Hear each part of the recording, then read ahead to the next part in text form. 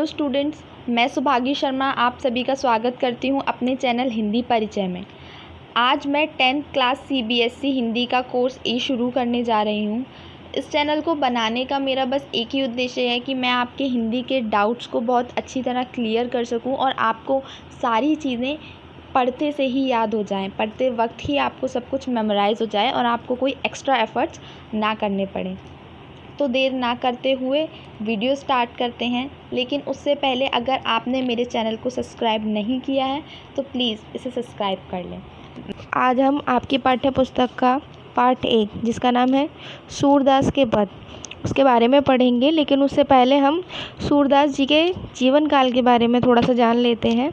तो सूरदास जी का जन्म सन 1478 ईस्वी में हुआ था और इनकी मृत्यु सन 1583 ईस्वी में हुई थी। सूरदास जी के बारे में जनश्रुतियों के अनुसार कहा जाता है कि वो जन्म से ही अंधे थे और वो सगुण भक्ति धारा के कवि थे और वो कृष्ण के उपासक थे।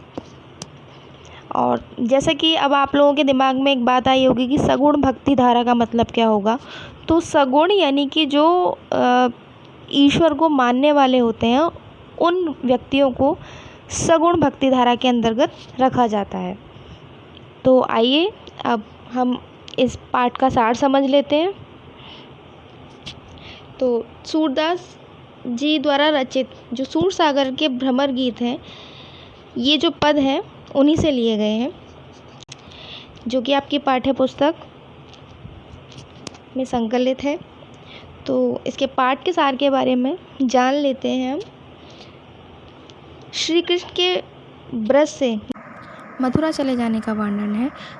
मथुरा जाके कृष्ण इतने अधिक व्यस्त हो जाते हैं कि वो गोपियों का हालचाल लेने के लिए दोबारा ब्रज भी नहीं आ पाते और उनको कोई संदेश भी नहीं भेज पाते। इसलिए वे अपनी जगह उद्धव को गोपियों का हालचाल लेने के लिए, अपना संदेश भिजवाने के लिए उद्धव को अपना दूत बनाकर ब्रज भेज देते हैं। और वहाँ जाकर जो उद्धव थे वो जाते हैं ब्रज और वहाँ जाकर वह गोपियों का हालचाल लेते हैं और उसके बाद उन्हें योग साधना की बातें बताना शुरू कर देते हैं, योग साधना का संदेश देना शुरू कर देते हैं। योग साधना मतलब कि आप ऐसे ईश्वर में मन लगाएं कि जो कि आप अलौकिक हो, मतलब ऐसा ईश्वर जो कि हमें नज़र नहीं आता है। ठीक है, तो ऐसे ईश्वर में मन लगाने के लिए वो कहते हैं, योग साधना की बातें करने के लिए कहते हैं उद्धव गोपियों को।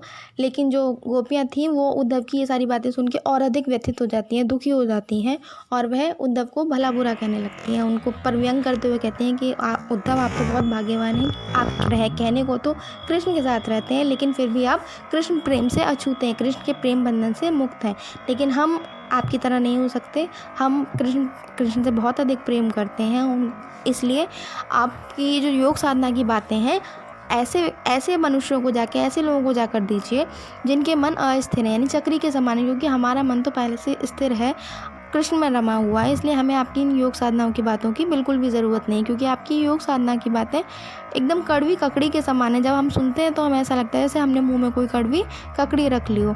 इसके अलावा जो गोपियाँ थीं वो उद्धव से दोबारा व्यंग करती हैं और कृष्ण के लिए कहती हैं कि जब आप जाएंगे मथुरा तो कहिएगा कृष्ण को कि वो तो बहुत बड़े राजनीतिज्ञ हो गए, इतने अधिक राजनीतिज्ञ हो गए, इतने बड़े राजनीतिज्ञ हो गए हैं वो कि वह ये तक भूल गए हैं कि हम उनकी प्रजा हैं एक तरीके से और हमें उनके द्वारा सताया जा रहा है। मतलब कि वो यहाँ आ नहीं रहे हैं, हमसे मिलने नहीं आ रहे हैं, इसलिए उनका जो वियोग है वो कैसा है, हमको अत्यधिक कष्ट पहुंचाने वाला है, दुखी करने वाला है। और इसलिए आप जब दोबारा यहाँ से मथुरा जाएंगे तो कृष्ण को कहिएगा कि वो इतने अधिक राजनीतिज्ञ हो गए, इतने बड़े राजनीतिज्ञ हो गए हैं कि वो हमको सता रहे हैं, हमको कष्ट पहुंचा रहे हैं। जबकि राजा का धर्म ये है कि प्रजा उनके द्वारा, यानी राजा के द्वारा बिल्कुल भी सताई नहीं जानी चाहिए।